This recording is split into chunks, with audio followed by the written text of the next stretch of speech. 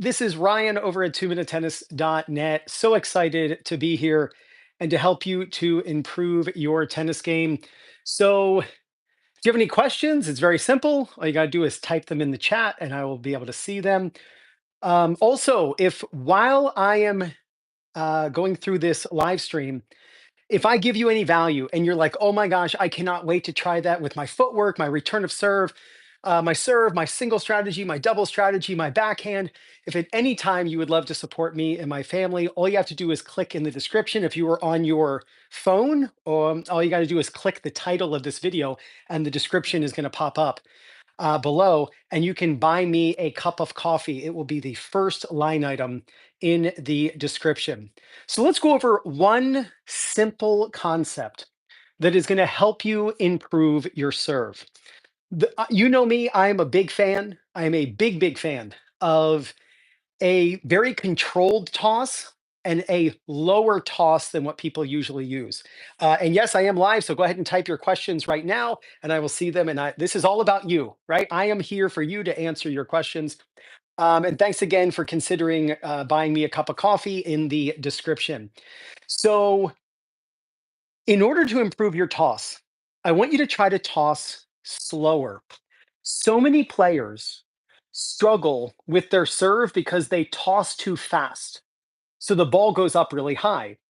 But realize something, when you toss high, you're giving yourself a lot of time to swing. And that's not good because when you toss really high, you need your swing to waste a lot of time, which is going to require you to either swing very slowly, which isn't good, or you're going to have to pause and wait. And why is that good, right? Why would we want to just pause to counteract a really high toss? So I have a challenge for you with your serve. What I want you to do is to try tossing slower in order to toss lower. That will give you less time to swing, forcing you to swing faster. If you have less time than normal to get to work or to get to school or to drive to the dentist, if you're late, what do you have to do? You got to drive a little faster. Like, hey, hurry up, get kids, get in the car. We got to go. Right? Speed is just nothing but distance over time. So if you're looking for an easy way to increase your racket head speed on your serve, then try tossing slower than you normally do. The ball will not go as high and you'll be forced to swing faster.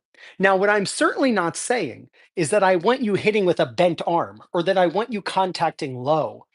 In fact, what I have noticed is that the higher someone tosses, the more likely they are to contact low. That sounds counterintuitive, but it's 100% the truth.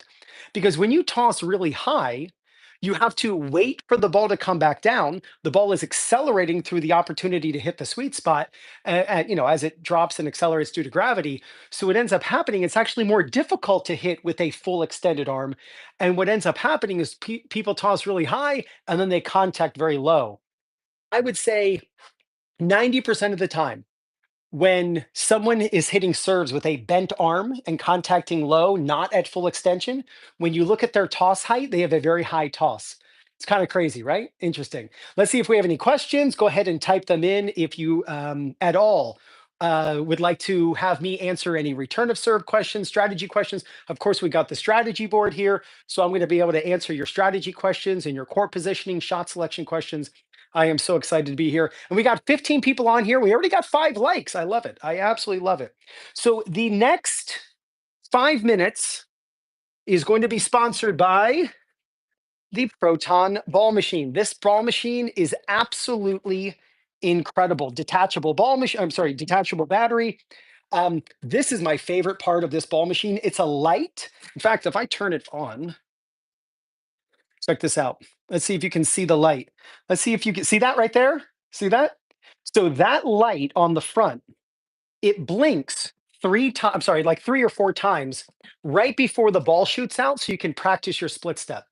So because with most ball machines, you have no idea when the ball is coming out. I mean, you might kind of have a sense, but the split step is a very specific timing, and we're going to go over that timing right now. The fact that the Proton Ball Machine, which you can get with my link in the description of this video, I'm constantly using it in my videos. I love it. The fact that you can actually learn to time a properly executed split step, unlike any other ball machine I've seen, phenomenal. And that light, it's like purplish blue. I hope it came through the video there. It doesn't matter how bright of a day it is, you can easily see it from the other side of the court. It's very cool. So let's talk about the split step. I would tell you that the split step, let's say there are 200 things that I teach, right? From strategy to court positioning to volley technique to where to go when a lob occurs in doubles. Let's say there's 200 things that I teach.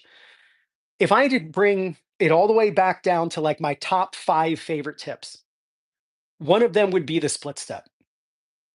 The important thing about a split step is that you are jumping so that you're in the air at the top of your jump as your opponent makes contact with the ball. You do not want to land your split step as the opponent contacts the ball. It's not in your best interest.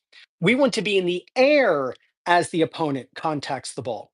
So what I want you to do is practice a very simple 3-step progression. And if you're a coach, have your players go through this progression. This is going to teach your students the basics of the timing of the split step, right? And then they'll start to develop that proper timing where they're actually in the air as you make contact if you're rallying with a student, if you're a coach. But here is the first thing you want to do. When you're hitting with someone, right?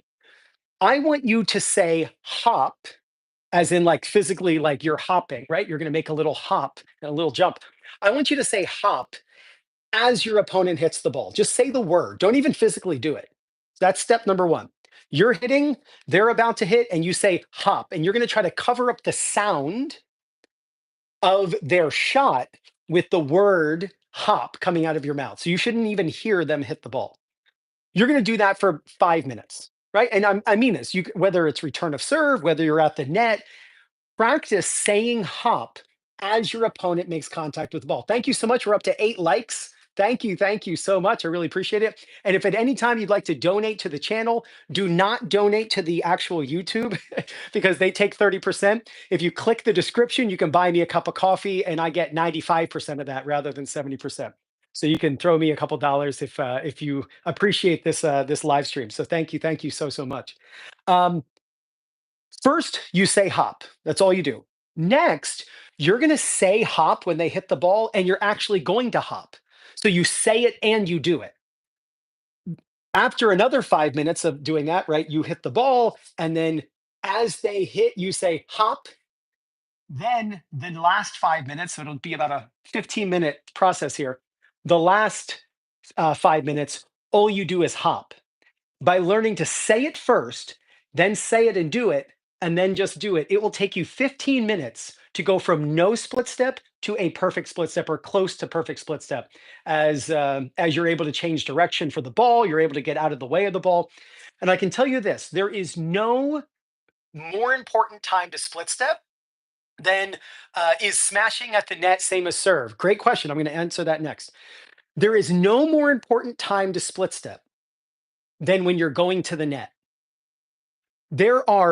You want to split step every time your opponent hits, or nearly every time. Let's say 98% of the time you're going to split step when your opponent hits the ball. But the most detrimental time, if you do not do it, is when you're going to the net. You have to be able to hit your approach shot, take a couple steps, and then do a split step. If you are not split stepping when you go to the net, then what you end up doing is getting passed and lobbed and the ball at your feet and the ball right at your body, and you're not able to change direction. Please make sure that you are filming your matches and that you are looking at yourself going to the net. Thank you, Ferris. Thanks so much. I appreciate it, my friend. Thank you. Um, you have to make sure that you're going to the net with a split step. Here's what I always tell people. Think about like serve and volley, right? So you've got the serve and you got the volley. Well, that's like saying you live in a brick house. Oh, I live in a brick house. Well, that's actually not true. If you live in a brick house, you actually live in a brick and mortar house. Now, we call it a brick house, right? We call it a serve and volley, the bricks. But what's in between the bricks? The mortar. If you don't have mortar, do not build a brick house. If you're like, hey guys, we're all out of mortar, and everyone goes, they put their their device, whatever, the tools down or whatever, troffle or I forget what the word is. They put all their equipment down and they go home for the day. Because if you don't have mortar, do not continue building brick walls and brick houses. If you are not split stepping, stop going to the net. If you're not split stepping, stop serving and volleying. And I can't tell you how many times people tell me, Ryan, going to the net just doesn't work for me. I always get passed, I always get lobbed, my volleys stink, my approach shot is awful. And when I actually watch them, they're building a brick house with no mortar. They're going to the net and they have no split step. Here's an easy way to add a split step, and then I'll start answering your questions. Here's an easy way to start adding a split step to going to the net. After you hit your approach, take 2 or 3 steps and then split step, even if it's at the wrong time. I understand you want to split step at the right time, right? You want to be in the air as your opponent makes contact with the ball. But put me in, coach. But here's the idea. I would rather you split step at the wrong time to develop the split than to not split step at all. So it's this simple. Hit your approach shot and go 1, 2, 3, split. And just do that. You could do that by yourself, right? Drop a ball, hit 1, 2, 3, split, and just learn that because that's about the number of steps you're going to get after you hit your approach. All right, let's see what the questions are here. If at any time you'd like to buy me a cup of coffee, all you got to do is click the description. If you're on your phone, click the title of the video. Tap the screen, click the title of the video, and the description pops up, and you can buy me a cup of coffee. All right, you are wonderful, Coach Ryan. I've learned a lot from you. Thank you. Here from Holland, amazing. Let's see, tips for, oh, here we go. We got to talk about this. Smashing at the net, same as serve. Sort of. So let's talk about this. When you're going to hit an overhead, the first thing you want to do is set the racket with a continental grip with both hands. Do not point. When you point, it promotes strings facing open, your body facing forward, and then you're going to pull down. When you turn with both hands, like you're a football quarterback, right? So I've got like an Eagles football here, right? Go Birds. If you turn like a quarterback where they turn with both hands, where they're going to throw a football, you turn with both hands on the football. It's the exact same thing when you turn for an overhead. When you turn for an overhead, what you'll notice with both hands on, your strings are pointing down. See, the strings facing down is the key to a circular swing. We want to draw a circular swing as the racket path up to the ball. What you don't want is the racket to go back and then forward. The racket shouldn't go back and forward. You want to turn like you're elbowing someone behind you, strings facing down. Then you reach up, but then the racket will pass in over your head, hitting a birthday hat. So the racket, you turn like this, you reach up, and you knock off the birthday hat. I'll show you this from a couple different angles. You turn, you reach up, don't point, just reach up because it's part of a throwing motion. You reach up, knock off the birthday hat like Federer, and then you hit. So is it similar to a serve? Yes, from this point, but you don't want to go down across your feet because it'll take too long. We want to turn like a football quarterback, then reach up, hit the birthday hat, and then hit. Last 2 things I want to recommend for you when it comes to hitting a better overhead. I want you to hit side spin and I want you to hit at 50% speed. Players like, in fact, if you notice how the question was asked, the person who asked the question, it was the very first question that was asked, if you scroll up, is the smash the same as the serve? You have to be careful about the words that you use because the smash is actually denotes the idea of like, oh, we're going to crush the ball. Overhitting on the overhead is one of the worst things you can do with the overhead. I would much rather you hit kind of a slower speed and a softer speed where you hit 50% and you hit side spin as you hit. You'll be much more accurate. You'll hit with much more consistency. All right, let's keep going here. Is it easier to visualize with my hands facing down instead of the racket face? Yes, excellent. Wizard, I love it. So think of your palm being down if it makes more sense to you. in your brain. Rather than palm up, strings up, elbow someone, strings down. And then what you want to do is make this move. Like I have a mirror here, right? I've got a handheld mirror. And so you want to think of the mirror, and it's like you can see yourself. I can see myself in the mirror right now. So you're going to turn and you're going to comb your hair with the mirror pointing down. And then you're going to hit with side spin. That's the whole goal here. All right, guys, the next 5 minutes is sponsored by the Topspin Pro. If you are looking for an easy way to practice at home on a rainy day and practice your technique, you can click in the description my link for a Topspin Pro and get one. I love this thing. It's awesome. You can also take off the arm and practice side spin and pronation and on the top spin serve and slice serve. It's awesome. So the next 5 minutes are sponsored by Topspin Pro. All right, let's keep going here. How do I get a more solid contact on the backhand? Also, my wrists keep folding on my follow through. How do I fix this? So when you say folding, I'm not sure exactly what you mean by that. So I want to figure this out. Do you mean this? Is this what you mean? Where the wrist is curled over? I just want to. So the person who asked that question about the two-handed backhand, I want to know if that's what they mean. As a lefty, should I always opt to be on the ad side? I always asked for that side with a righty. Maybe I am specializing too much on one side. Yeah, so I would actually say you got to be careful. Yes, okay, great. I'll help you. Yep.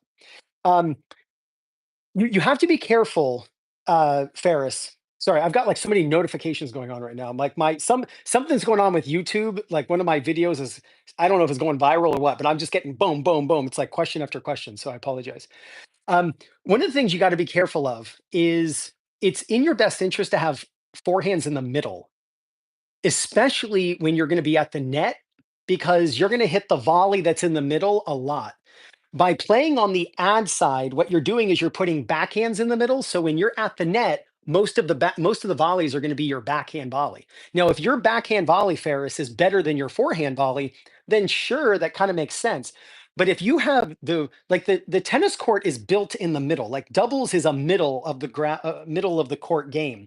It's not on the peripheral. So if you're putting forehands on the outside, if your forehands are your strength, then most serves in doubles are kind of tee and body. And then when you're at the net, you're hitting a lot of backhands. So you're going to hit a lot of backhands when you do it that way. I would rather you switch it, Ferris, and put you as the lefty on the deuce side and the righty on the ad side, forehands in the middle. I have much better technique, but still I lose matches to much worse players who just bounce the ball randomly. I hate it. Any clues? Yeah. So is it Pavel? I don't know. I'm not sure exactly how to pronounce that name. Pawel. I'm going to say it's Pavel. So, one thing you have to make sure of is that your two things, your practice court, and then I'll get to the two-handed backhand technique. I'm trying. There's so many names I'm awful at. So, um, your practice court needs to match your match court, right? Like a lot of times when we practice, we go out and say, "Hey, let's hit 30 backhands back and forth." Well, that doesn't even match tennis. Like when do you hit 30 backhands in a row in tennis? Like never. So a lot of times the practice court is broken because it's not even mimicking the way we play. You want to practice very short points. Even if the coach is just feeding you balls, you should hit two or three shots and that's it. And you're done. Like, don't hit 15 shots in a row because that's not even mimicking how you play tennis. Now, if you're just practicing a forehand technique, then that's fine. But we're talking about trying to win matches. So a lot of your practice needs to mimic the way you're going to play. So from the standpoint of combining a return of serve with a next shot, or an approach shot and then a volley, or a serve and a volley, like you want to put shots together, right? Tennis starts with a serve or a return. And so you need to make sure that when you're practicing on court with a coach or with a friend, that you do a lot of points, not just keeping like 15, 30, 40 scoring, but that you're practicing out points, not even keeping score with a serve or a return where you're starting the point that way, rather than just feeding a ball into play.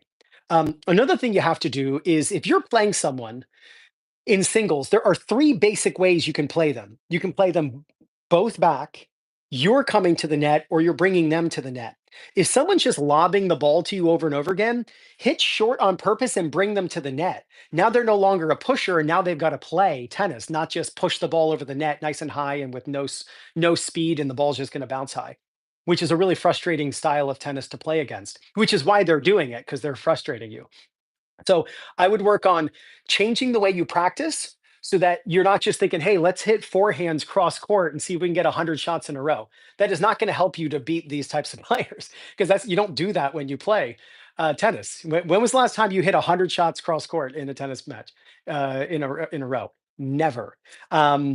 So your practice court needs to match the way you play, and you also have to get those types of players off the baseline. So if they hit a weak second serve, you hit a short ball and draw them in, and then don't avoid them, involve them, hit it right to them, hit it nice and high, let them screw up the overhead. You got to change up the way you play. Don't just play both back, and don't just think that you're going to go to the net because they're going to be so good at lobbing and keeping the ball away from you, even as you come forward, that it's going to be very difficult. All right, let's talk about uh, the backhand. And somebody was asking about the wrists doing this. All right, so it's really simple. When you're done on a backhand, I want you to think of having the racket at 12 o'clock. So it doesn't matter if you hit your backhand on this side, it doesn't matter if you hit your backhand on this side. After you hit the ball, immediately put your racket vertically positioned before you go over the shoulder. If that's your goal to get your racket vertical, then you're not going to come up with wrists folded like this. You're going to make this move, get the racket vertical, and then go over the shoulder. It'll fix it in one backhand. That'll be fixed. I just came back from my tournament a month ago, but I realized that my ground strokes keep going long. Why is that? All right, so a couple things, Juliet. The first thing, Juliet, I've got a question for you. In your tournament, what percentage of the time, Juliet, do you have an air target? What percentage of the time when you're hitting your ground strokes do you have a target over the net that you're trying to hit? Right? Like, I'm not asking you what percentage of the time do you hit your target. That's not what I'm asking. I'm asking what percentage of the time, Juliet, do you have a target? Meaning, I'm trying to hit the ball 6 feet over the net on this forehand. Okay, on this forehand, I'm going to try to hit the ball 3 feet over the net. Oh, here's a backhand. I'm going to hit this ball 4 inches over the net. Oh, here's a forehand. I'm going to hit this ball 8 feet over the net. What percentage of the time with those ground strokes you were talking about in that tournament, what percentage of the time do you have an air target? Great, Juliet, that's amazing. That means 30% of the time you're doing the right thing, which means 70% of the time your racket and the ball are left to their own devices.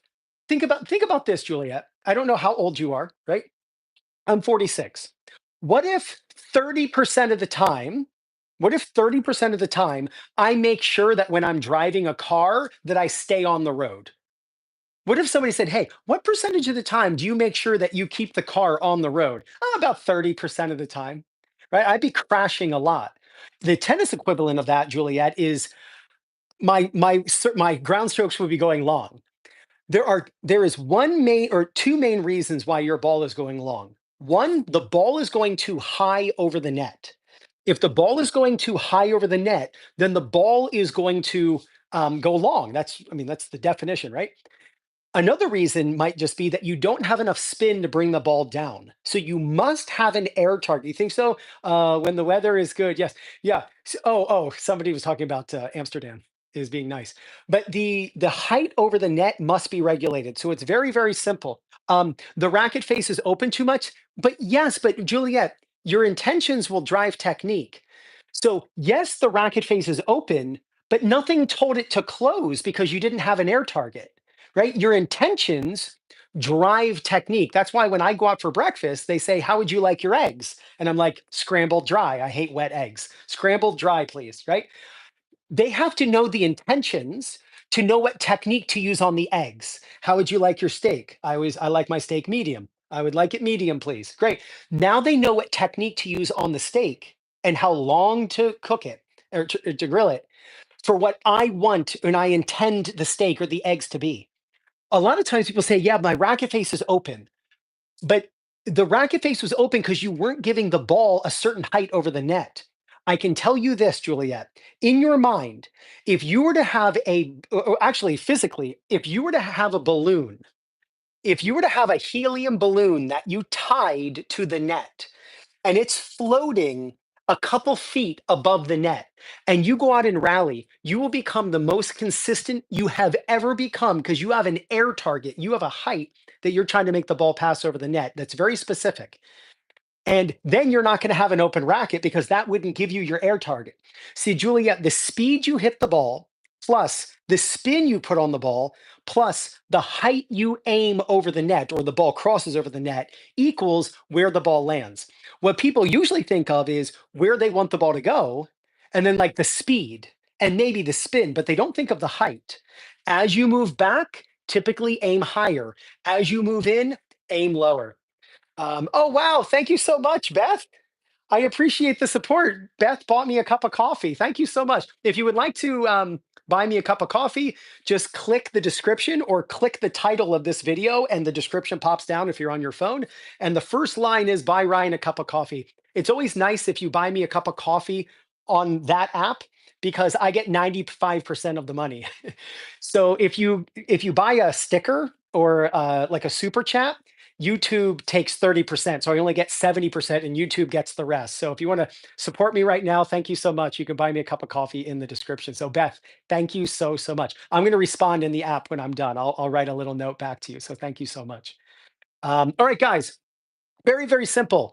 The next 5 minutes is sponsored by this guy. If you go into the description of this video, you will see it says Get Analyzed by Ryan.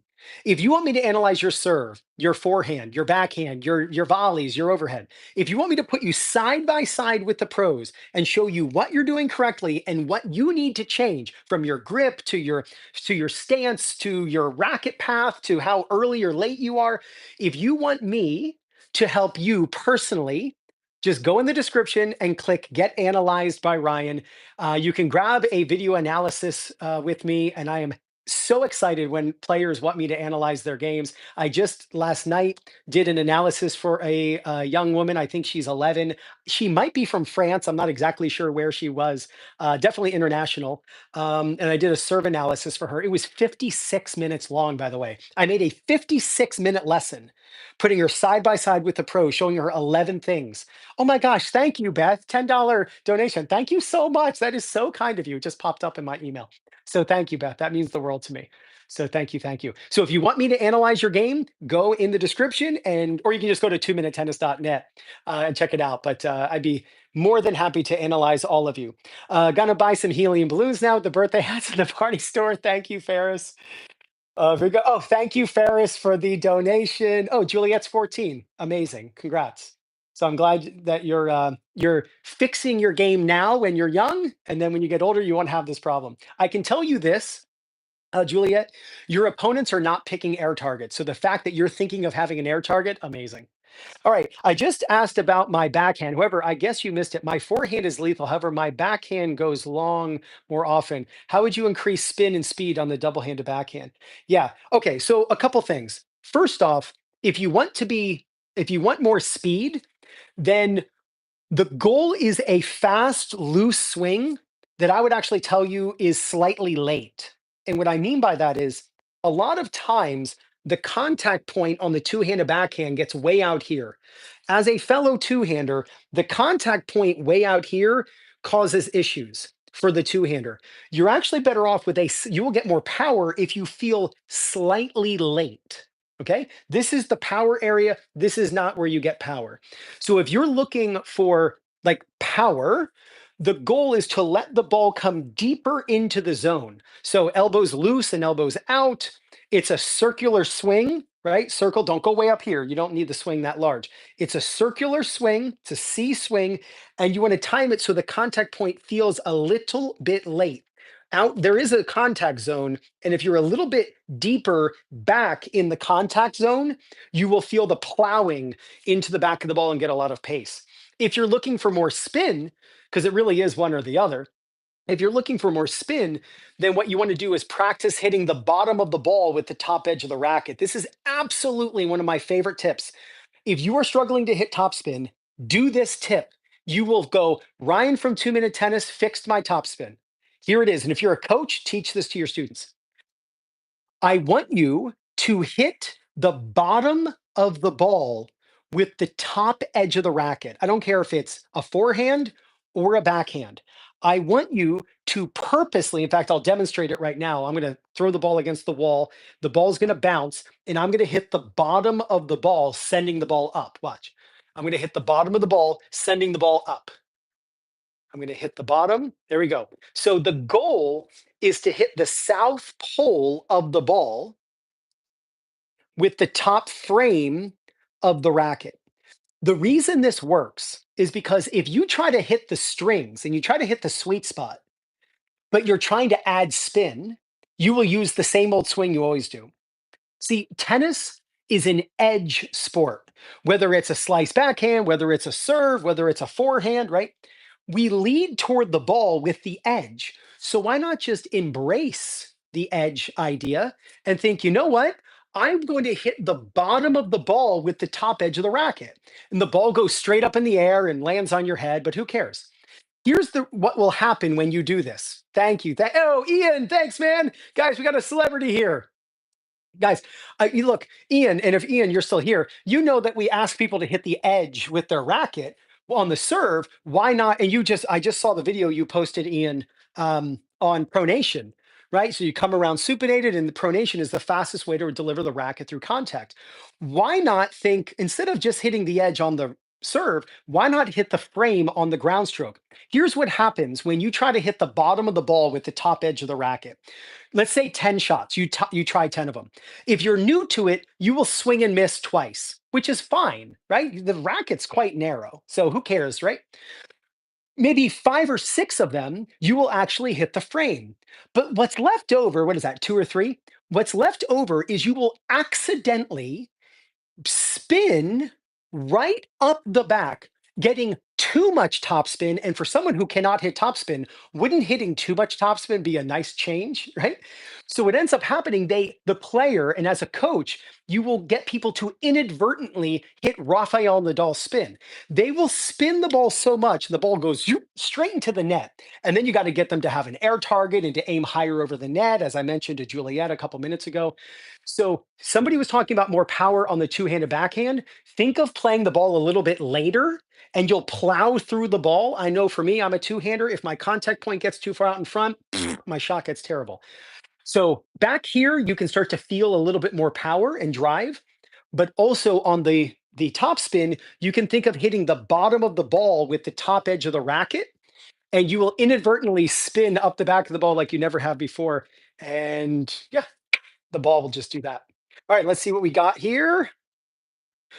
One set match, Ian versus Ryan. I love it. So, Ian, are you coming out to me, or am I flying out to you? I had the honor to meet Ian for just a short amount of time. It was just in passing. It was at the club where I used to coach, but I teach full time online now. But it was Doylestown Tennis Club, about an hour north of Philadelphia, and so he came out for a business reason, for something else, and I was able to shake his hand and just meet him for super nice guy. Just like all these guys are great, but I met him for like 3 minutes, just to say hello.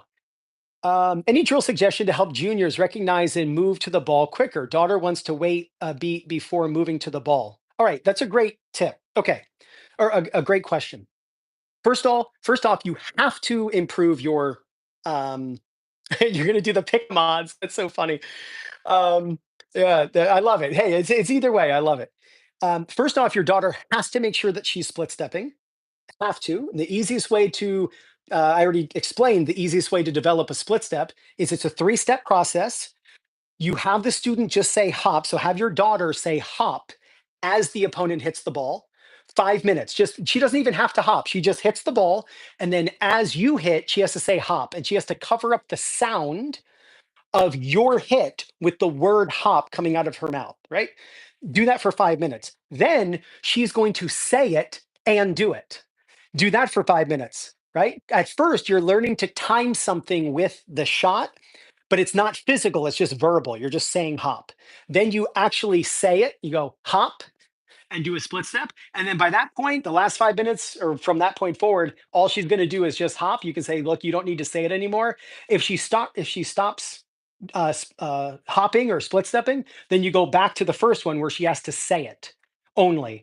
And then you do the hop and the actual word, and then you just do the hop. So you do that progression, say it and do it, and then do it. And that's how you make sure that she split steps. The second thing that you have to be careful of is players, for that dad talking about I think it was a dad talking about the daughter. The bounce means a lot to juniors and adults, like beginning juniors and beginning adults. The bounce means a lot to them. Like they'll wait for the ball to bounce and then take their racket back, or they'll wait for the ball to bounce and then they'll run. So one of the things I like to do is just take the bounce out of the equation. Instead of having the ball bounce, just have your daughter on the service line and just have her move across and hit topspin forehands and backhands out of the air.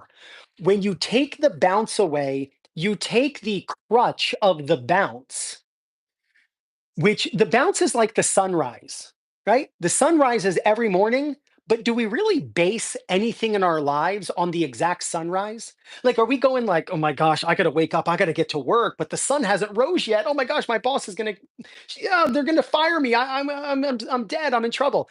No, your spouse or your friend or little Jiminy Cricket next to you will be like, why are you waiting for the sun to rise? The sun doesn't mean anything. Yes, it happens, but we don't base anything on it. You'd be like, oh, I'm allowed to get out of bed before the sun rises? Yes. What happens in the winter when the sun rises later? You're really going to be late to work or that early flight in the morning. The bounce is no different. You don't use the bounce to tell you anything because the bounce might be on the service line. The bounce might be in the middle of the box of the no man's land. The bounce might be on the baseline. The ball might have backspin. It might be floating with backspin, which means it's going to check up. It might be low and skidding, and incidence equals reflection. So the ball's going to stay low. The ball might have side spin. It might have top spin. You cannot use the bounce. It's not a reliable way to determine when you should do anything. That's why I like to have my students get rid of the bounce. So if someone's late with their ground strokes all the time, I bring them up to the service line and then I feed them balls and then they have no trouble. They're hitting ground strokes, full swings. They have no trouble because since there's no bounce, there's no way to get tripped up on being late on using the bounce and then swinging. So take the ball out of the air. It's an easy way to fix that. All right, let's see what we got here. Yeah, she waits, bounce a lot. I like the idea of having her take it out of the air. Okay, do that from the service line. Yes, full swings. Watch how she isn't late at the service line, but she's late at the baseline. And it's because players use the bounce to then begin the swing. Well, what if you got to take it on the rise? What if the ball's right at your ankles and you're waiting for the ball to bounce? Way too late. All right, guys. Many of you are in here if I'm giving you any value whatsoever, it would mean the world to me because people like to donate to the channel. If instead of donating to YouTube right here, which YouTube is going to take 30%, if you buy me a cup of coffee, if you go into the description of this video, and if you're on your phone, tap the title of this video, like 2 Minute Tennis is live. Tap that and the description pops up. The first line will say, buy Ryan a cup of coffee. What's nice about buy me a coffee is that service, I get 95% of it rather than 70%. So it's a much better thing for me. And then like what you're spending actually goes to the person you want it to go to rather than like YouTube lining their pockets with a 30% take. All right, let's see what we got here. You got it, Christina. Oscar Wagner, whatever. I don't know enough about his philosophy to really have an opinion on.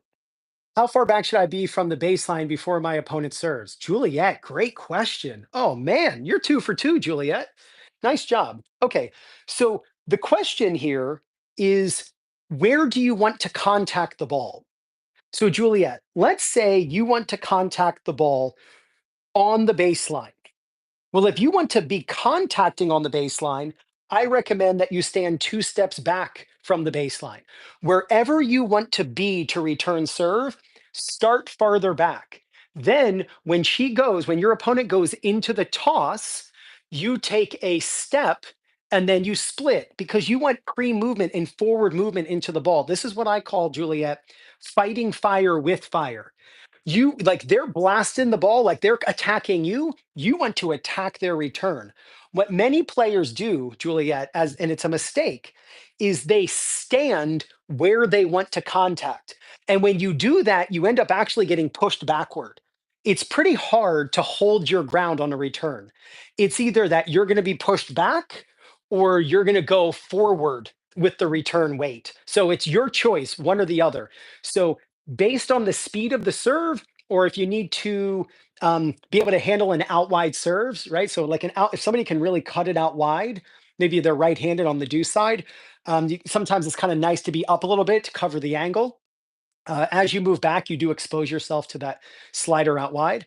Um, Figure out where you want to stand and make sure that you like to contact and then take 2 steps back from there. And then when they go into their toss, take a step and then split and you get your weight going forward into the shot. Great question. Thank you, Andrew. And we got another supporter on Buy Me a Cup of Coffee. Thank you so, so much. I'm so thankful for the support. So people are clicking the description and they're supporting the channel. So thank you so, so much. Let's go and we'll keep going with the questions because there are a lot of questions. Let's keep going. Oh, David, great. Which stance do you use more often on the forehand, open or closed? Okay, so let's talk about this because first off, CO, thank you so much. Love the tips. Thank you, CO Lingbeek. Thank you so much. I appreciate it, guys. You guys are buying me a cup of coffee. Thank you so, so much. This means the world to me. Um, the stances. Okay, let me tell you what does not determine your stance. And you might know who I'm referencing. Which eye is dominant? Do not determine which stance you're going to use on a ball on your eye dominance. I can't think of another thing more silly than which eye is my dominant eye to determine which stance I'm going to use. What determines stance is, well, let's make the black and white of it. The chocolate and vanilla of this is the height of contact.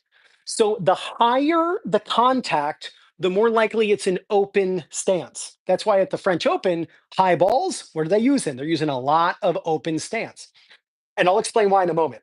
The lower the ball, the more likely it's a closed stance, right? Especially on the backhand. The lower the ball, more likely it's closed or neutral, right? Where you're stepping forward. The higher the ball, the more likely it's open. Here's why. Your arm is a radius, okay? Your hand draws the circumference. The lower the ball, the more the swing is like a Ferris wheel, okay? Look at my racket, it's drawing a Ferris wheel. This shape swing does not require a lot of hip turn, okay? The higher balls, the swing is more merry-go-round. I'm not saying exactly, but it's more merry-go-round like. Well, merry-go-round, think about the axis in the very center of a carousel as you're going around at the local carnival or the, wherever, at a local thing. The center axis is rotating. Open hips allow, or open stance allows for your body to rotate very easily.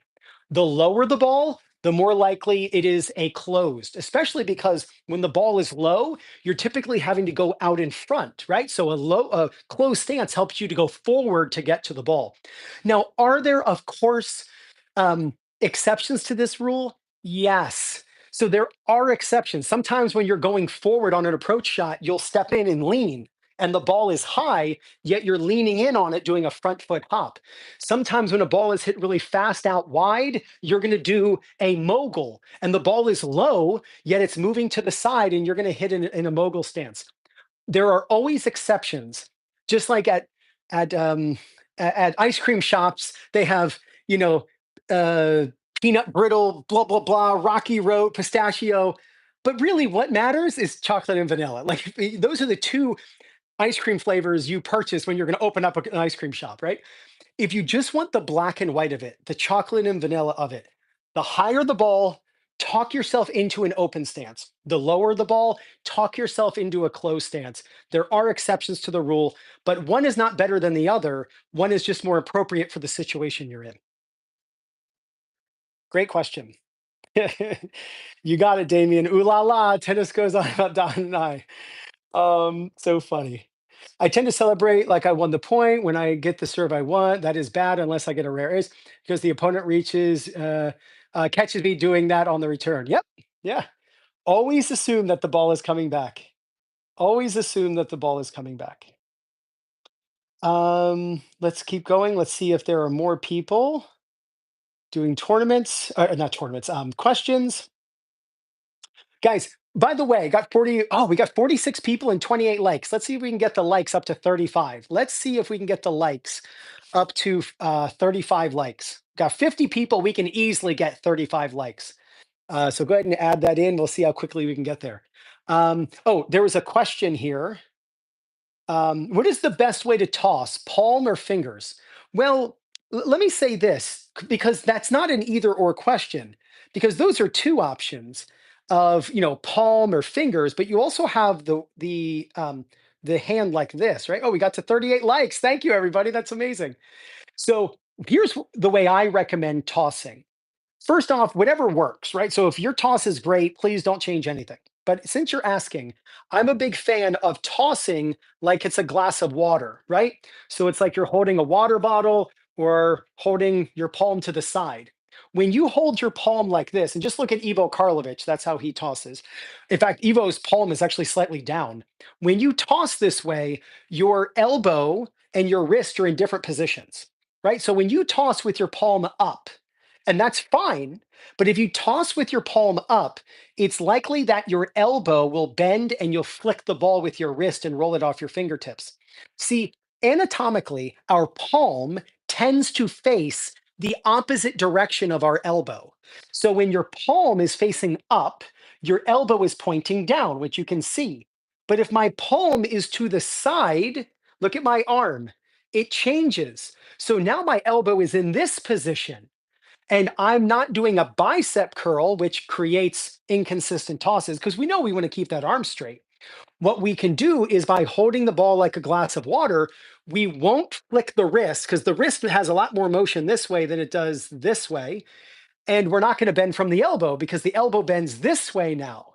So you are going to have a fixed wrist and a fixed elbow, and then the only thing that lifts is your shoulder. And when you do that, the ball doesn't go as high. You have a much more consistent toss. You have less time to swing, which creates racket speed. It's always a great thing. My toss always wants to go too far forward or too far back. All right, Juliet, let me explain why. The reason your toss is going too far forward or too far back is because you are thinking of tossing forward and or like toward the net post, we'll say. You're using the technique of going toward the net post. So if you let go too early, the ball goes into the court. And if you let go too late, the ball goes behind you. What I'm a big fan of is the J toss. And a J toss is this move. So watch. The ball comes back, then up, then in. So it's like I'm drawing it's also called the candy cane toss, the J or candy cane toss. So what you're doing is you're bringing the ball back, and then it goes up and out. So look at this move. And that's when you toss into the court. So it goes back, up, and out.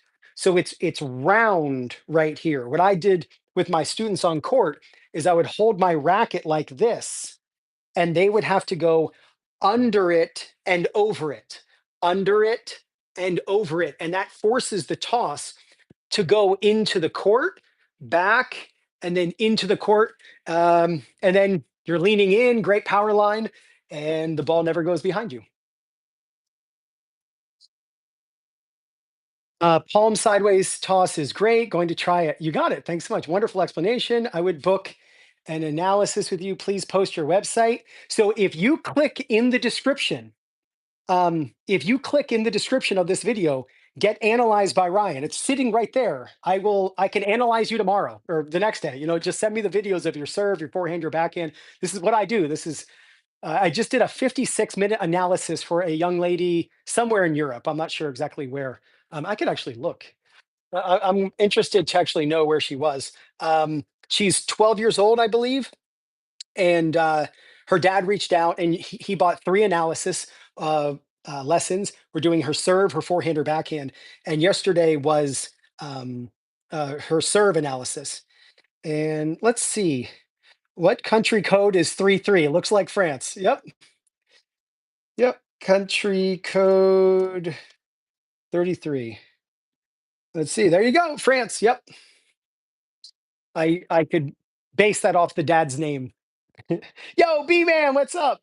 What's the best time to hit a passing shot while your opponent is at the net? Okay, Juliet, great question. Let's talk about strategy here. Great segue to some good stuff. Okay, so when your opponent comes to the net, Juliet, what you have to understand is that they want you to avoid them. Let me say that again. When your opponent comes to the net, they want you to avoid them. See, when your opponent comes to the net, good job, Richard. When your opponent comes to the net, there are two choices. You can involve them or you can avoid them. Guess who you are not playing? If this is you, Juliet, you are not playing Serena Williams. You're not playing Sabalenka. You are not playing Coco Gauff. I know for a fact. Because of that, you are playing someone who isn't possibly super comfortable being up there. So when your opponent comes in, instead of thinking, I have to pass them, which is the mindset, Juliet. Thank you so much. Somebody just supported. They blocked out their name. Thank you so much. Some of you are buying me a cup of coffee. You can do it in the description, and the service is actually buymeacupofcoffee.com slash 2 minute tennis. Just click in the description click the link in the description. You can buy me a cup of coffee. What's nice about that is I get 95% of whatever you donate, rather than donating to YouTube, and they take 30% of it, right? So you're paying YouTube. So thank you so much for that. So what I want you to do is one of two shots when your opponent comes to the net, Juliet. First, hit it low to them because they're going to be around the service line when you come up. Or sorry, when they come up, they're going to be around the service line when you're hitting your shot. So there's plenty of room to get the ball at their feet. Half the time they're going to screw that up. The other half the time they're going to hit it short. Now you get to step inside the court. Now you go for the passing shot, preferably a down the line passing shot. It is easier to execute a down the line passing shot than a cross court. And a lot of people argue that. But realize something, when you hit cross court, it has to cross in front of the opponent, which means they don't have to split step. They can just move in. And you have to dip it with a lot of spin into this corner of the service box. Much more difficult. It is so much easier to hit down the line because your opponent has to hit a perfect split step to move laterally to get to that ball. And you can hit the ball short, medium, and deep, and the ball is going to be a winner. The other shot, Juliet, that you can hit, and I'm so glad you're here. You're 3 for 3, asking great questions. I love it. When your opponent comes in, why not try lobbing? Now, you have to have the right definition of a lob because most players I've taught, I've realized, wow, they do not have the right definition of a lob. See, if your definition of a lob, Juliet, is, oh, a lob is a ball that goes over their head and lands behind them. Once you say lands behind them, you're done. The definition of a lob is incorrect. A lob is simply a high ball. You're just going to lob it up in the air. What I'll tell you, Juliet, is you will have more success hitting lobs by involving your opponent than avoiding them. And the way you do that is to hit a 3-second lob, meaning you lob the ball and the ball is in the air for 3 seconds by the time they contact the overhead. Just try to make your lob land right around the service line. The ball is rapidly descending. It is going to be so difficult for them to time the ball that if they're going to crush it, they're going to miss it. I guarantee you, because no one's practicing overheads off of 3-second lobs. Go ahead and hit a 3-second lob and you'll realize, oh yeah, like no one's ever practicing those. They could always let it bounce, but nobody practices bounce overheads either. The pros make it look easy. It is very difficult to hit a bounce overhead while moving backward. Like, again, no one's taking lessons with a local pro on how to hit bounce overheads. Very, very difficult. And instead of thinking you've got to avoid them, you just involve them in the point. So when your opponent comes to the net, Juliet, involve them. It's not John McEnroe, it's not Martina Navratilova or Pete Sampras or Serena Williams or Roger Federer. That's not who you're playing. Force them to volley, either hit it low to them or extremely high. They'll hemorrhage so many points you'll easily win. All right, let's keep going. How can I get a student to stop finishing her forehand with the racket face laying flat on her shoulder as if she's trying to chop her own head off? Been working on for 2 months with drills. Okay, so Johnny, are you talking about her strings facing down or facing up? Which one?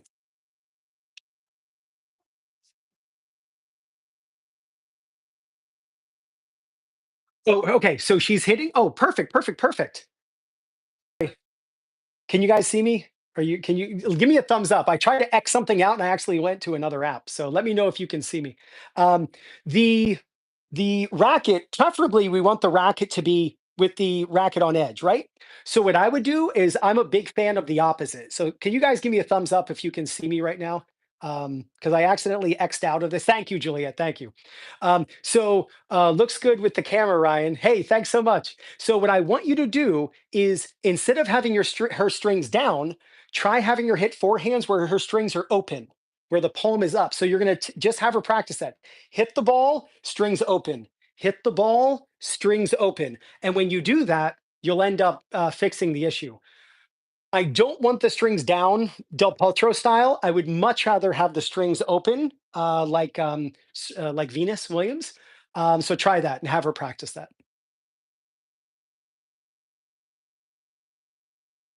I had the incorrect definition of a lob too. Makes sense to aim closer into the court and involve, not avoid. Yes, Alma, I'm telling you, this makes all the, or Ama, I'm sorry, this makes all the difference in the world.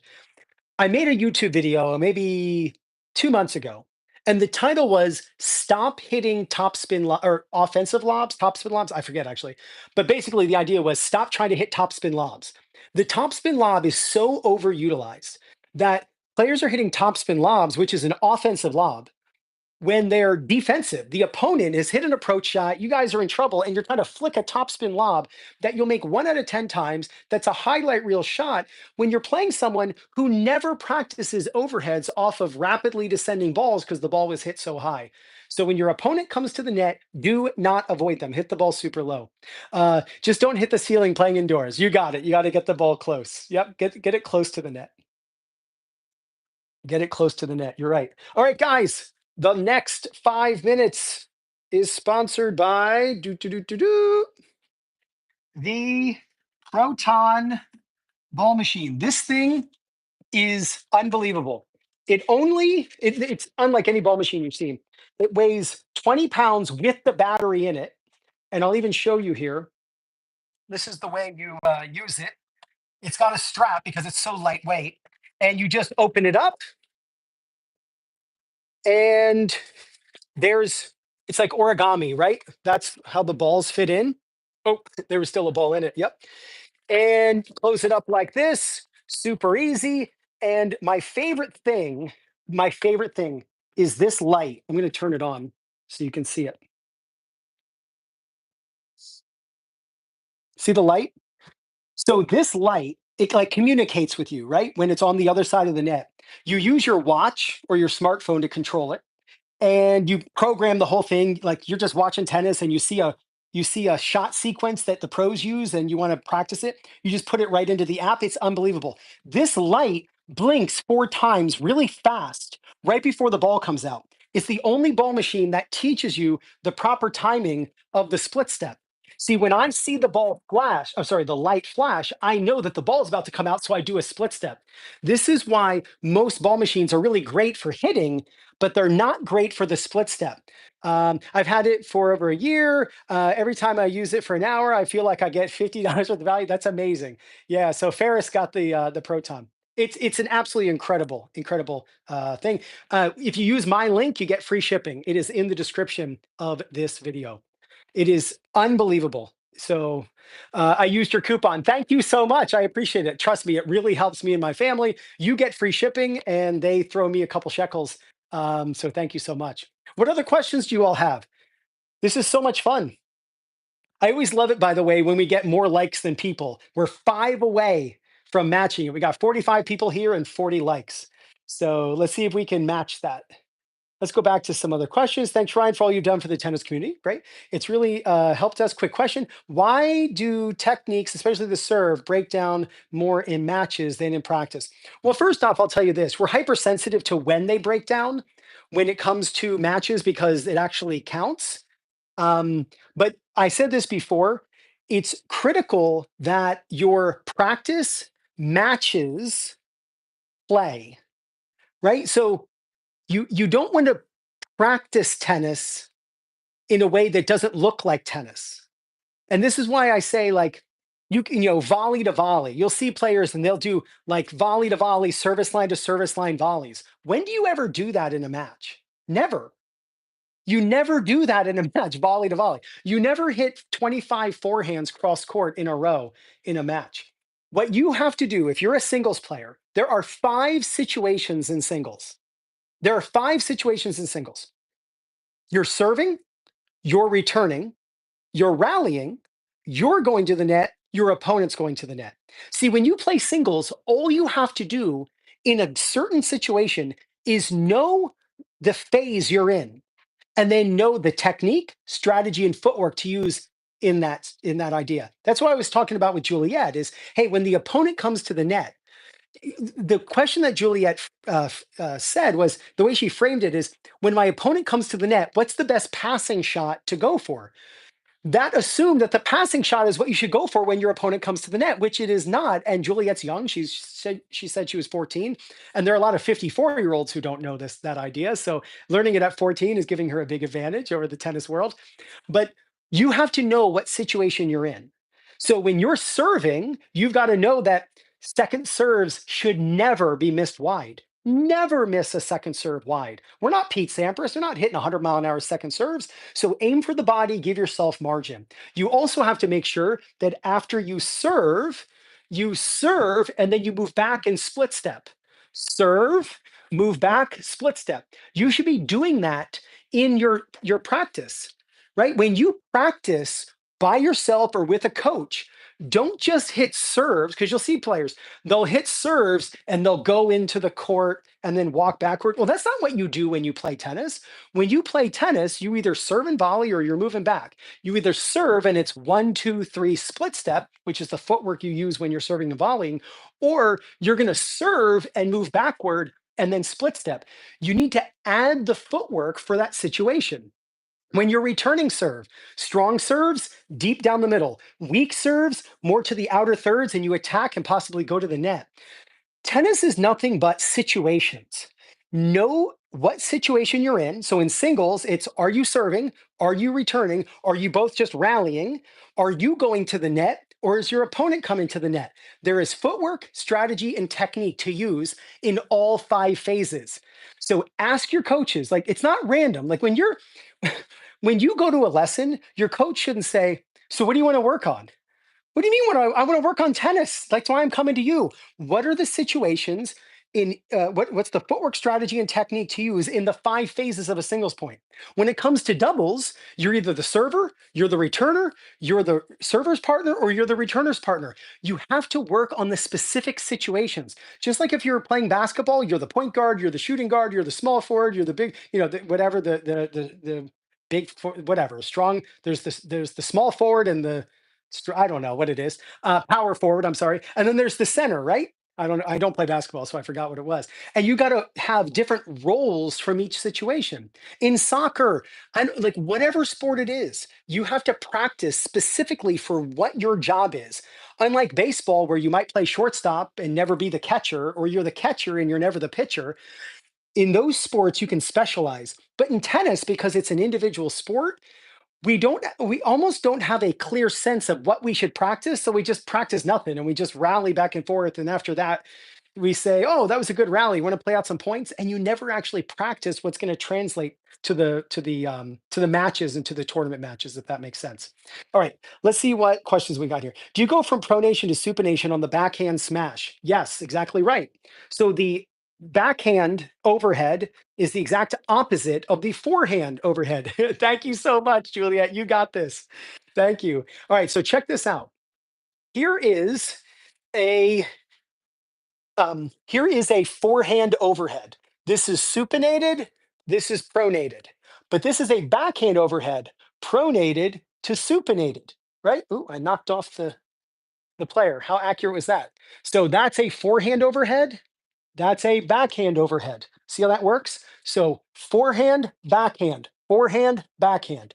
Forehand overhead, backhand overhead. So when the ball goes up over your backhand side at the net, you have to turn in a pronated motion, which means your palm facing to the side.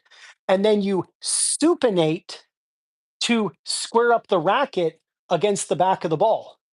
So the motion that hits a forehand overhead is the exact opposite and vice versa for a backhand overhead. Great question. I can remember, oof, years ago. Um, this was like my OG Instagram account. The um, I did a side by side comparison of Federer's forehand overhead and his backhand overhead, and it was crazy. I moved them back and forth, and it was the same motion. The forehand overhead, he was hitting on the pronating part. The backhand overhead, he was hitting on the supinating part. I put a two side by side. Yep. Uh, Federer overheads. One was a forehand, one was a backhand, and I like windshield wipers. I moved it back and forth. It was crazy. All right, let's see what we got here. Alex, I have not. I'm not really a racket person, or even like a a tennis equipment person. Thanks a lot, Ryan. I'll practice more like it's a real match, situational practice. Yeah.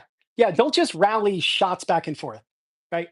It's short. It's we're trying to like 70% of points are four shots or less. Right. Let's go. What would you work on first in a serve? Toss, birthday hat, coming up on edge. Neither. It's the grip. Most players do not have the grip. 80% of players tell you if they have the right grip. Only 20% of players actually do, which means there are many of you who would swear that you have the proper grip, but you don't. The easiest way to know if someone has the right grip is if their racket face is open. So if you see someone about to serve and their strings are pointing down like this, you know they're a low level player because their strings are down because the forehand grip gives you strings down. So what I would tell you, thanks, Chris. What I would tell you is your racket face has to be open like this and then grab on. The proper continental grip makes it easy to comb the hair, to hit the birthday hat, to come up on edge.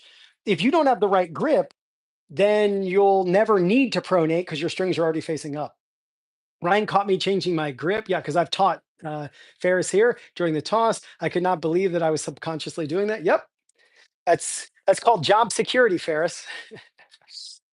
Right? I see things that other people are not unable to see.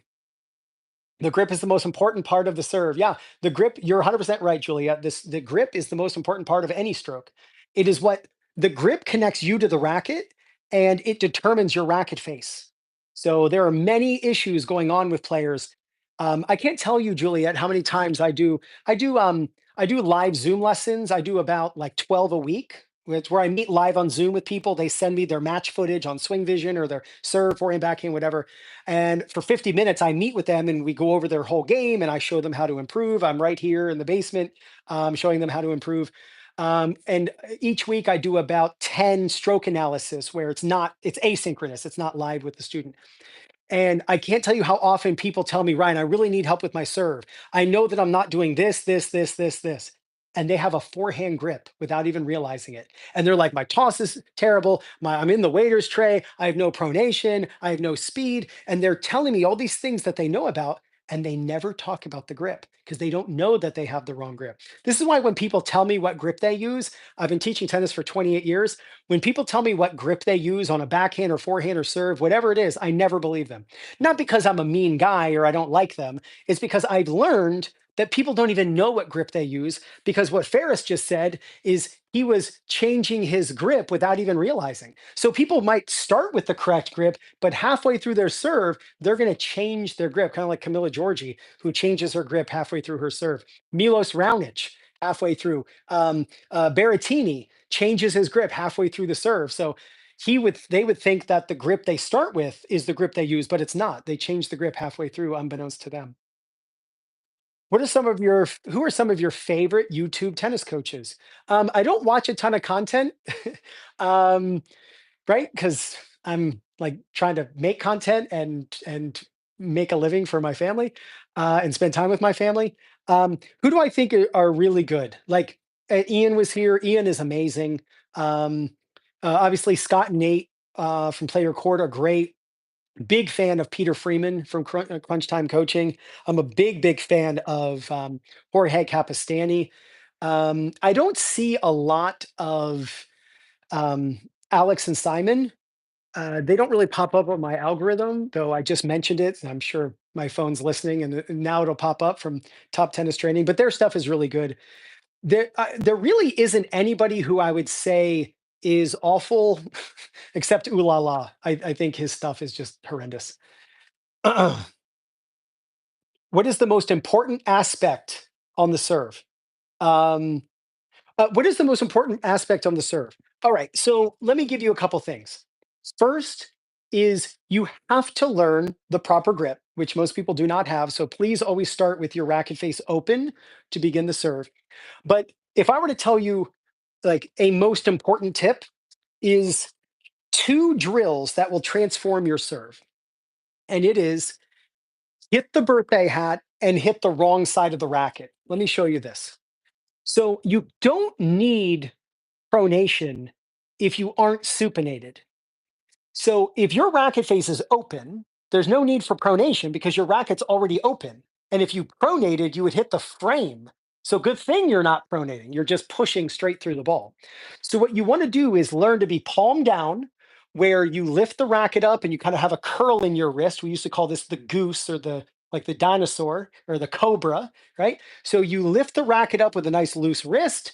That produces a situation where you can create a circular swing because the swing path is more lasso like than people realize. People think of the racket drop as like dropping the racket down the back. It's not, it's more lasso like a cowboy, yeehaw. If you think of the serve being more lasso like, where the feeling is almost that there's minimal racket drop, you will learn this circular motion for a lot of racket speed. Now, the birthday hat, which I invented, the birthday hat serve, I was teaching a bunch of 8-year-olds on a Thursday 4 o'clock class. And I was telling them that unicorns cannot serve correctly because the racket would hit their horn.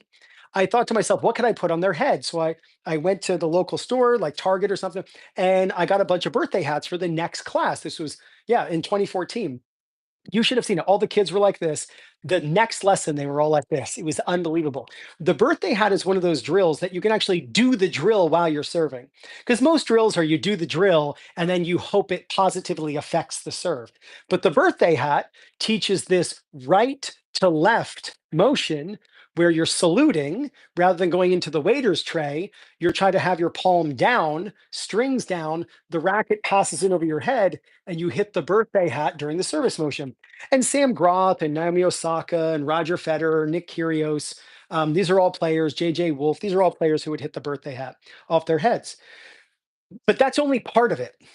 The idea here is when you come in over your head, you want to make sure that you don't open up your racket too early. So that's when you want to use the drill that I did not invent, but you want to use the drill of hitting the wrong side of the racket against the ball. Because if you look at Felix Auger-Aliassime or you look at John Isner, their strings are facing down very prominently as they go up to the ball, and then that requires pronation. And a body in motion tends to stay in motion and they keep rotating and they rotate to contact and then the strings face off to the side and then they're done. So rather than trying to use the correct side of the racket, why not embrace the idea of exaggeration? And so hit the birthday hat off your head, but then hit the wrong side of the racket. You should be practicing this drill. Hit the wrong side of the racket because if you hit the wrong side of the racket, your serve is 90% correct. 90% correct.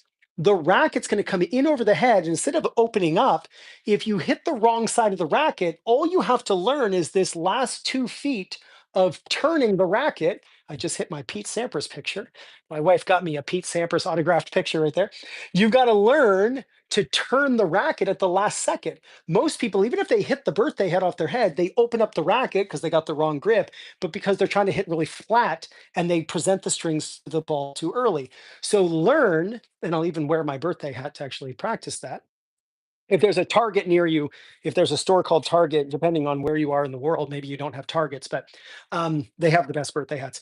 You hit the birthday hat and then you hit the wrong side of the racket, and it will give you a feeling that you've never felt before of being in this position. And that supinated position requires the pronation, which is the fastest way to move the racket through contact. All right, guys, we got 15 more minutes. Um, Many of you will often reach out to me and say, "Hey, Ryan, how can I donate to you?" Or you want to buy like the stickers or the super chats. If I'm giving you value at all, it would mean the world to me and my family. If you were to, yeah, so that's the second drill. Yeah, hit the birthday hat and then the wrong side of the racket. Two separate concepts. Um, if you would like to donate to the channel, instead of donating to YouTube, if you click the description, you will see "Buy Me a Cup of Coffee." YouTube takes 30% of any donation that you make. So if you'd like me to have 95% and they only take five, is click the description and you can buy me a cup of coffee and you can make any donation that you'd like. And it will pop right up and I'll even mention you if you'd like. You can hide your name, but I can also shout you out when it happens. If you're on your phone, just tap the title of this video, 2 Minute Tennis is live. Just tap it and the description pops up. The first line is "Buy Ryan a cup of coffee," and you can do it right there. So thank you for considering. Is it okay while serving to grip the racket with only four fingers for a greater range? Yes. So you're talking about hanging your hand off the racket. Yep. So absolutely, you can do that. Absolutely. Oh, is it Olivier or Oliver? Um, that was you. Okay, great. Thank you. You were the OL. Thank you. Very good. Coaches seem very keen, obsessed with split stepping. Sure, it is important, but as you get older, that's a hell of a lot of effort and very tiring. Thoughts?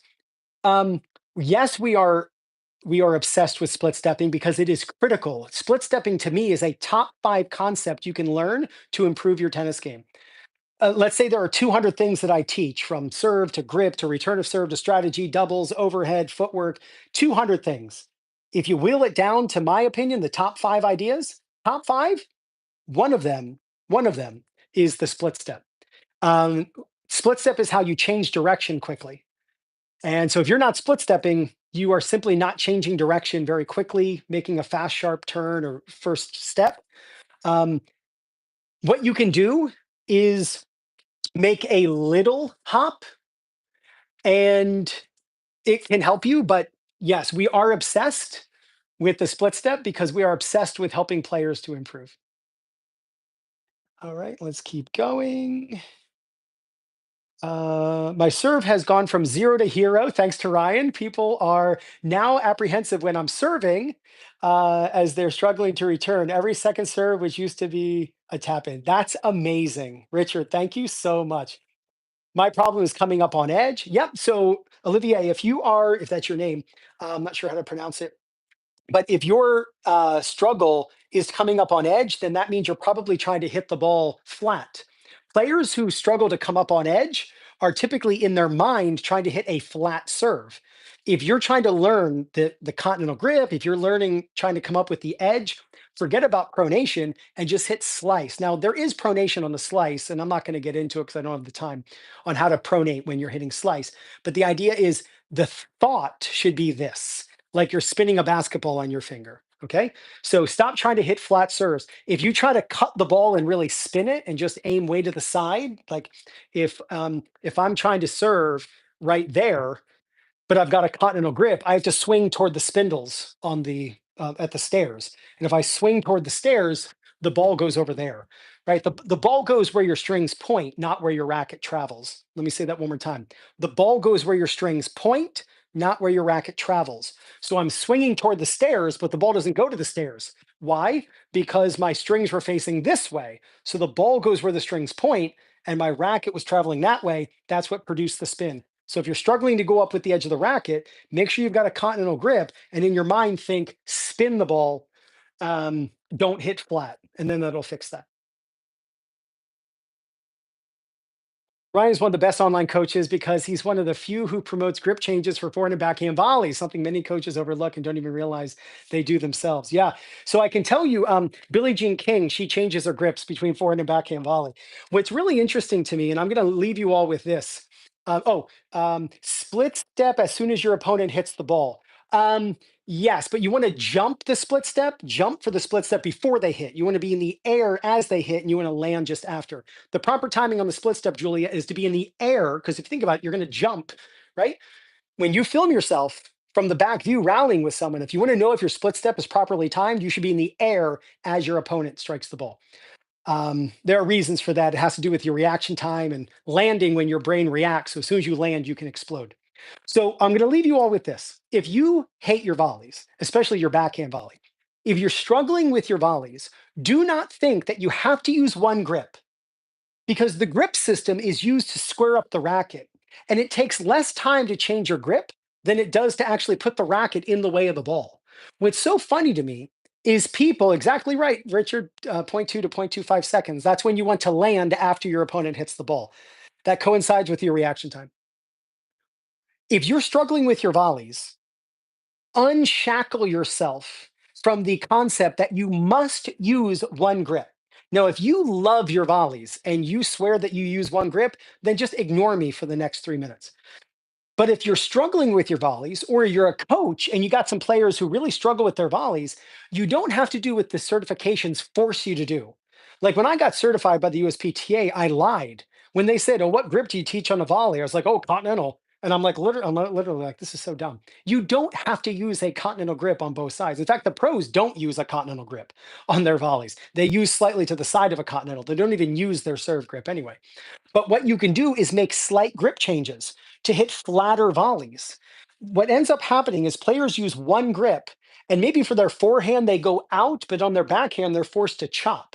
Have you ever noticed that with a lot of pros? They go forward on the forehand volley and then chop on their backhand volley because they're using one grip and they can get away with it. But if you can't, then when you turn for the backhand, like grinding, like a pepper grinder, right? Like grinding pepper, you can change your grip that way where you turn the top hand to help you change the grip.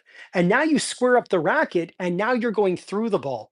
So the grip change is something that people call me a heretic for basically. And it was so interesting how, what is that, cognitive dissonance or something? Dissonance. About a year ago on Instagram, I commented under a Billie Jean King video. You might remember if you follow Billie Jean King on Instagram, she posted a video of her volleying at Wimbledon last year. And I think it was either last year or the year before, it doesn't matter. But the point here is she said something to the effect of, first time I'm hitting on center court Wimbledon in 40 years. And she was so blatantly changing her grip between forehands and backhand volleys. It was so obvious that there's not a single person who could deny it. Yet all of the people, it would be like saying, my racket's on my head. And people telling you right now, Ryan's racket isn't on his head. You're crazy. It was so ridiculous that people were arguing. And I think my comment under her got like 200 comments. It was insane. In fact, I got to go back and look at that post. There were so many comments that came from there. It was so obvious. The whole point of the grip change is to help square up the racket against the back of the ball. No different than a ground stroke grip change, right? Forehand to backhand ground strokes. There's plenty of time to change your grip. Here's something that players never factor in when it comes to opening themselves up to the possibility of making slight grip changes on their forehand and backhand volley to square up the racket. Because people always say, yeah, but Ryan, what if you're playing doubles and someone crushes an overhead at you? So that's the situation you want to present? And I say to them, do you even play doubles? And they say, no, I'm a singles player. I never play doubles. Well, then why are you bringing that? Like, people go to the most extreme situation. What if I said that to my kids? Now, kids, before you cross the street, make sure you look left and right to make sure there are no cars coming. And then someone goes, yeah, but what if there's like an axe murderer coming after you and they're chasing after you?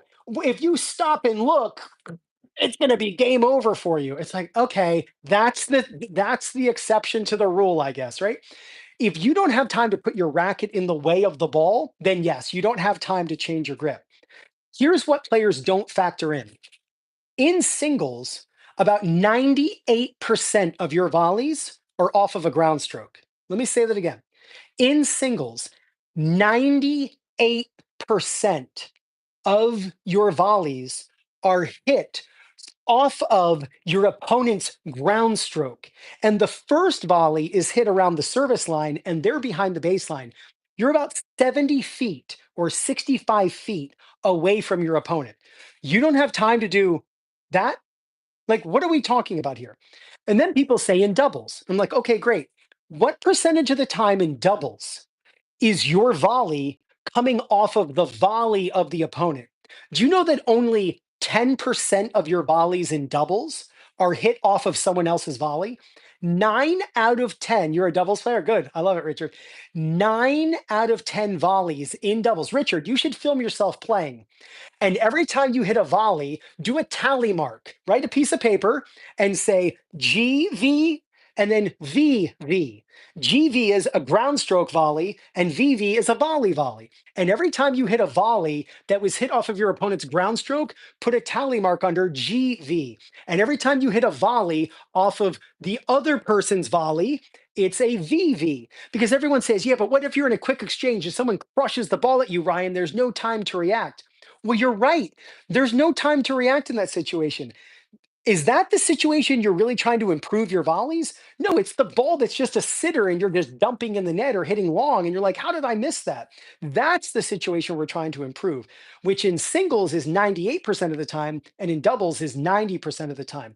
In rec tennis, and I've charted this is not some number I'm making up and pulling out of thin air. 90% of the volleys that you hit in rec doubles are hit off of a ground stroke. You have plenty of time to make slight grip changes to help you square up the racket against the back of the ball. Guys, thank you so much for joining me. This was so much fun. I love when I go live here. I get amazing people who come in and support me. Thank you.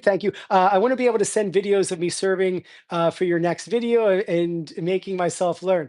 Yeah. So the a couple days ago, I posted a video of a serve. That was a commissioned video. That was not just someone sending it to me and out of goodwill, like I made it for them. People pay me to do that. If you would like me to analyze your serve, it's $110. You can click the description where it says "Get Analyzed by Ryan."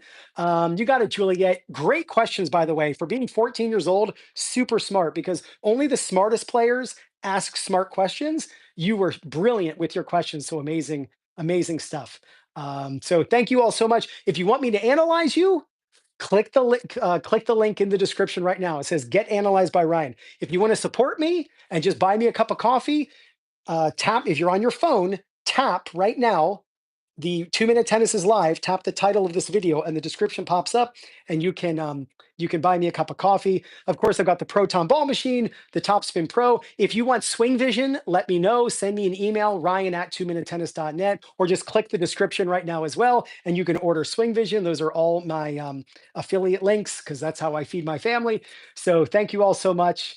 I need to do this more often. What do you think? I should do this like 2 to 3 times a week, don't you think? So have a great rest of your night, and you got this.